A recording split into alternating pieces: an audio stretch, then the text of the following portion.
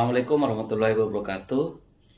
Kalau kemarin kita sudah membahas tentang bagaimana menulis replik, maka kemudian kita akan membahas tentang bagaimana membuat duplik yang baik dan benar.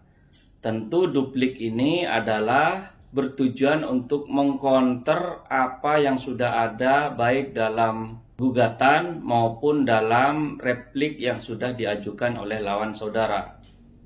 Jadi duplik sekali lagi adalah untuk mengcounter apa yang sudah disampaikan oleh lawan saudara di pengadilan, dalam hal ini yang sudah diajukan oleh penggugat dalam gugatannya maupun dalam dupliknya yang sudah disampaikan kepada Yang Mulia Majelis Hakim yang memeriksa dan mengadili perkara yang sedang Anda hadapi, dan kemudian saudara harus mengcounternya dalam sebuah duplik. Baik, apa saja yang ada dalam duplik atau apa saja yang harus Anda cantumkan dalam duplik saudara, mari kita bahas secara bersama-sama.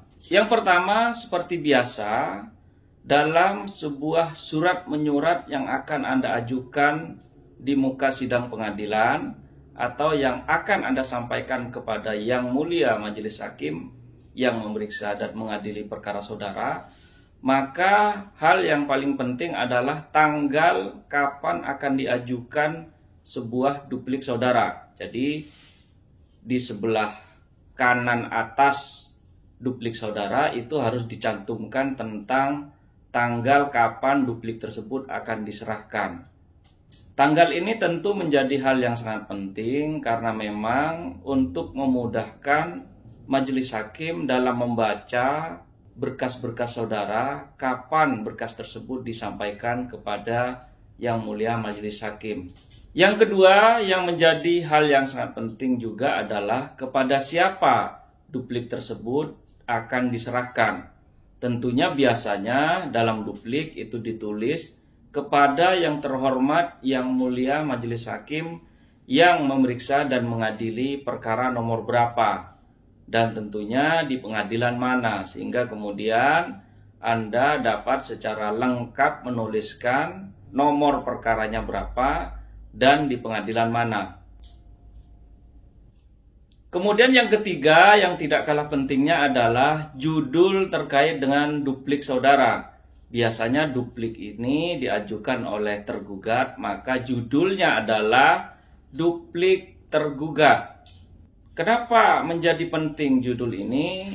Tentunya sekali lagi untuk memberikan kemudahan kepada Yang Mulia Majelis Hakim yang memeriksa dan mengadili perkara saudara dalam hal pemeriksaan berkas perkara. Kemudian yang keempat adalah pengantar dari saudara terkait dengan gugatan saudara. Biasanya pengantar ini terdiri dari dengan hormat kepada Yang Mulia Majelis Hakim yang memeriksa dan mengadili perkara ini, perkenankanlah kami kantor advokat dari mana atau saudara bertindak untuk dan atas nama Anda sendiri, perkenankanlah kami menyampaikan duplik ini berdasarkan replik yang disampaikan oleh penggugat pada tanggal berapa dan dengan alasan atau uraian-uraian sebagai berikut. Jadi biasanya duplik itu berisi tentang pengantar yang seperti saya sebutkan tadi. Baik, setelah pengantar tentunya yang kelima, Anda juga harus menguraikan tentang isi dari duplik. Biasanya isi dari duplik itu mengcounter terhadap replik yang sudah diajukan oleh penggugat atau lawan saudara. Kalau kemudian dalam replik tergugat ada poin eksepsi, maka tentunya Anda juga harus mengcounter balik terhadap apa yang dicounter oleh penggugat dalam replik penggugat. Sehingga kemudian dalam sebuah duplik itu juga harus berisi tentang poin eksepsi, kemudian poin pokok perkara. Juga apabila ada gugatan rekonvensi, juga saudara harus mencantumkan apakah ada eksepsi terkait dengan rekonvensi atau tidak, juga terhadap pokok perkara terhadap rekonvensi yang diajukan oleh saudara. Maka setidaknya dalam duplik saudara itu harus mencantumkan 4 hal.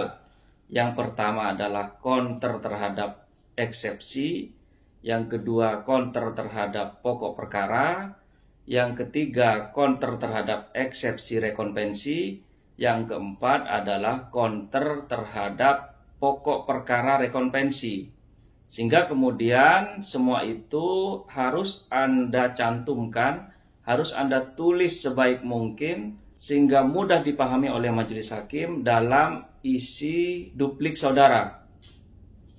Yang keenam, setelah isi dalam duplik saudara sudah Anda ketik atau sudah Anda masukkan, maka kemudian hal yang sangat penting adalah poin petitum. Poin petitum ini adalah ringkasan dari duplik yang sudah Anda masukkan dalam isi duplik saudara. Jadi dalam petitum saudara setidaknya ada 4 hal yang saudara mintakan. Kalau misalkan ada eksepsi, maka Anda harus meminta bahwa eksepsi harus dikabulkan. Yang kedua juga Anda harus meminta bahwa gugatan penggugat untuk ditolak seluruhnya. Yang ketiga terkait dengan rekonvensi, apabila ada, maka saudara juga dapat memintakan untuk menerima eksepsi rekonvensi yang saudara ajukan. Kemudian yang keempat juga saudara apabila ada rekonvensi, maka saudara mintakan untuk mengabulkan gugatan rekonvensi yang sudah Anda ajukan kepada Yang Mulia Majelis Hakim yang memeriksa dan mengadili perkara saudara. Yang ketujuh, seperti biasa Anda harus menandatangani duplik saudara kalau Anda mengkuasakan kepada kuasa hukum. Akan tetapi apabila saudara maju sendiri dalam persidangan perdata, maka duplik harus ditandatangani oleh Anda sendiri. Itulah 7 hal yang harus Anda cantumkan dalam duplik saudara apabila ada perkara di pengadilan perdata. Kiranya ini yang dapat saya sampaikan, kurang lebihnya mohon maaf. Saya ucapkan terima kasih. Sampai bertemu di pertemuan berikutnya. Assalamualaikum warahmatullahi wabarakatuh.